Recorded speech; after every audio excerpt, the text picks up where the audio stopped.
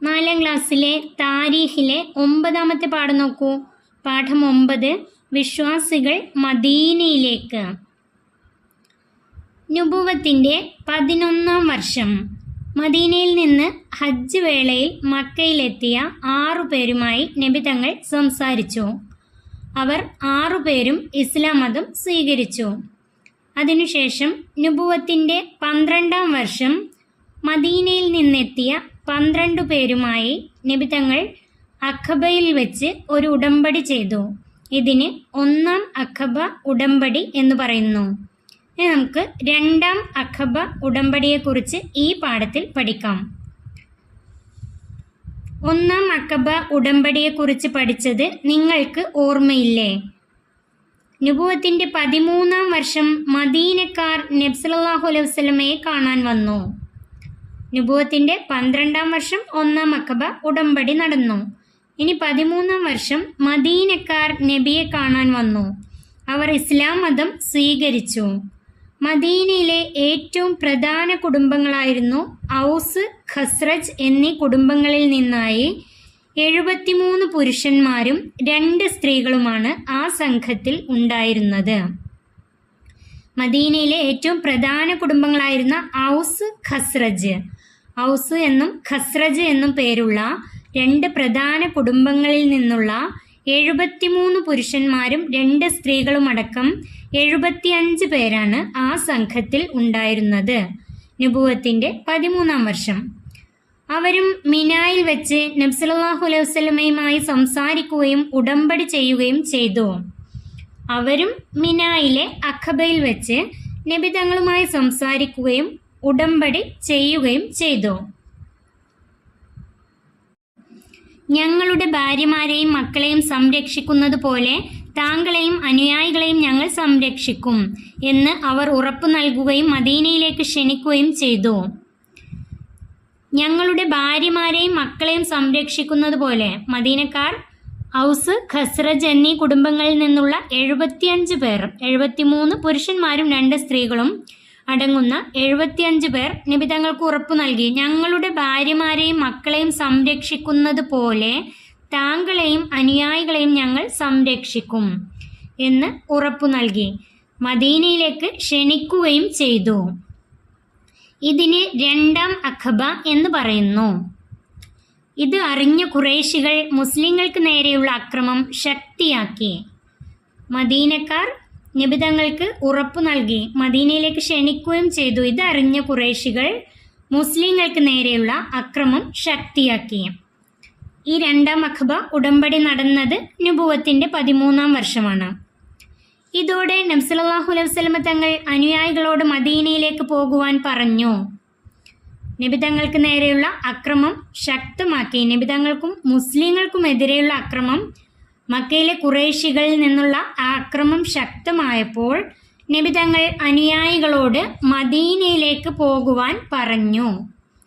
ഇസ്ലാം സ്വീകരിച്ച മുസ്ലിങ്ങളോട് മദീനയിലേക്ക് പോകുവാൻ നബി തങ്ങൾ പറഞ്ഞു. ആദ്യമായി പുറപ്പെട്ടത് അബൂ സലമത്തൽ മഖ്സൂമി റളിയല്ലാഹു അൻഹു ആയിരുന്നു. നബി തങ്ങളുടെ അനുവാദം ലഭിച്ചപ്പോൾ ആദ്യമായി മദീനയിലേക്ക് പുറപ്പെട്ടത് അബൂ സലമത്തൽ മഖ്സൂമി റളിയല്ലാഹു അൻഹു ആയിരുന്നു.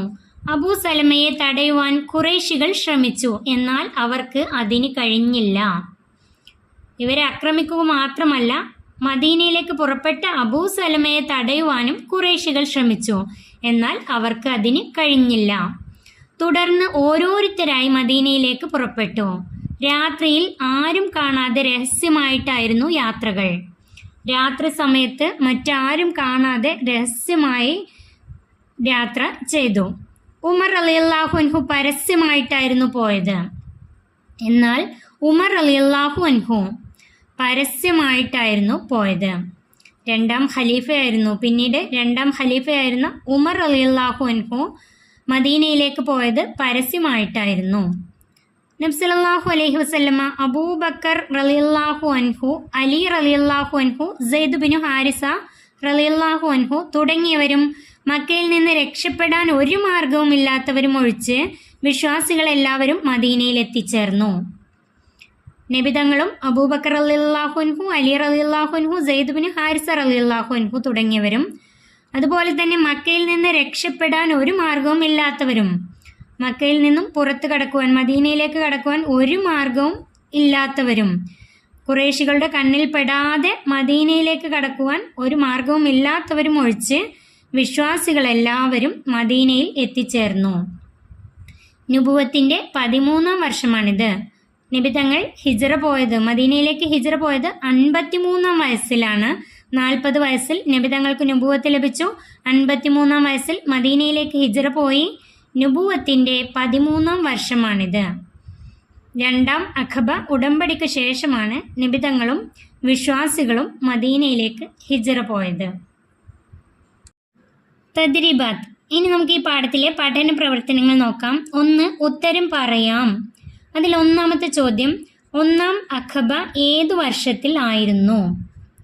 1-ാം അഖബ ഉടമ്പടി നടന്നത് ഏതു വർഷത്തിലായിരുന്നു? അതിൻ്റെ ഉത്തരം നുബുവത്തിൻ്റെ 12-ാം വർഷം. നുബുവത്തിൻ്റെ 12-ാം വർഷം മദീനയിൽ നിന്നെത്തിയ 12 പേരുമായി മിനായിലെ അഖബയിൽ വെച്ച് നബി തങ്ങൾ 1-ാം അഖബ ഉടമ്പടി നടത്തി. 2-ാമത്തെ ചോദ്യം, 2-ാം അഖബ ഏത് വർഷത്തിലായിരുന്നു? അതിൻ്റെ ഉത്തരം നുബുവത്തിൻ്റെ 13-ാം വർഷം. നുബുവത്തിൻ്റെ 13-ാം വർഷം മിനായിലെ അഖബയിൽ വെച്ച് 2-ാം അഖബ ഉടമ്പടി നടന്നു. 3-ാമത്തെ ചോദ്യം, 2-ാം അഖബയിൽ പങ്കെടുത്ത പുരുഷന്മാർ എത്ര? 2-ാം അഖബയിൽ പങ്കെടുത്ത പുരുഷന്മാർ. അതിൻ്റെ ഉത്തരം 73. അതിൻ്റെ ഉത്തരം 73. 73 പുരുഷന്മാരും 2 സ്ത്രീകളുമാണ് പങ്കെടുത്തത്. 4. 2-ാം അഖബയിൽ പങ്കെടുത്ത സ്ത്രീകൾ എത്ര? അതിൻ്റെ ഉത്തരം 2 സ്ത്രീകൾ. 2 സ്ത്രീകൾ. അടുത്ത ചോദ്യം പൂർത്തിയാക്കാം. അതിൽ 1-ാമത്തെ, മദീനയിലേക്ക് ആദ്യമായി പോയത് ഡേഷ് ആണ്. മദീനയിലേക്ക് ആദ്യമായി പോയത് അബൂ സലമത്തൽ മഖ്സൂമി റളിയല്ലാഹു അൻഹു. മദീനയിലേക്ക് ആദ്യമായി പോയത് അബൂ സലമത്തൽ മഖ്സൂമി റളിയല്ലാഹു അൻഹു. 2-ാമത്തെ ചോദ്യം, മദീനയിലേക്ക് പരസ്യമായി പോയത് ഡേഷ് ആണ്. അതിൻ്റെ ഉത്തരം ഉമർ റളിയല്ലാഹു അൻഹു. മദീനയിലേക്ക് പരസ്യമായി പോയത് ഉമർ റളിയല്ലാഹു അൻഹു ആണ്. 3. ഡേഷ് ഡേഷ് എന്നീ കുടുംബങ്ങളിൽ നിന്നുള്ളവരായിരുന്നു 2-ാം അഖബ ഉടമ്പടിയിൽ പങ്കെടുത്തത്. അതിൻ്റെ ഉത്തരം ഔസ് ഖസ്റജ്. അതിൻ്റെ ഉത്തരം എഴുതേണ്ടത് ഔസ് ഖസ്റജ് എന്നീ കുടുംബങ്ങളിൽ നിന്നുള്ളവരായിരുന്നു 2-ാം അഖബ ഉടമ്പടിയിൽ പങ്കെടുത്തത്. 3-ാമത്തെ ചോദ്യം ചേർത്ത് വായിക്കാം. 1-ാം അഖബ. 1-ാം അഖബയിൽ 6 പേർ എന്നല്ല, ഇവിടെ ഉത്തരം തെറ്റാണ്, മിസ്റ്റേക്കാണ്. ഇവിടെ ഉത്തരം 12 പേരാണ്. നുബുവത്തിൻ്റെ 11-ാം വർഷം 6 പേർ മദീനയിൽ നിന്ന് മക്കയിലെത്തുകയും നബിതങ്ങളുമായി സംസാരിക്കുകയും അവർ ഇസ്ലാം സ്വീകരിക്കുകയും ചെയ്തു. അതിനുശേഷം നുബുവത്തിൻ്റെ 12-ാം വർഷമാണ് 1-ാം അഖബ നടന്നത്. അതിൽ 12 പേർ ഉണ്ടായിരുന്നു. 2-ാമത്തെ ചോദ്യം, ആദ്യം മദീനയിലേക്ക് പുറപ്പെട്ടത് അബൂ സലമത്തൽ മഖ്സൂമി റളിയല്ലാഹു അൻഹു. അബൂ സലമത്തൽ മഖ്സൂമി റളിയല്ലാഹു അൻഹു. 2-ാം അഖബ. 2-ാം അഖബ 75 പേർ. 73 പുരുഷന്മാരും 2 സ്ത്രീകളും. 75 പേർ. അടുത്ത ചോദ്യം, രഹസ്യമായി.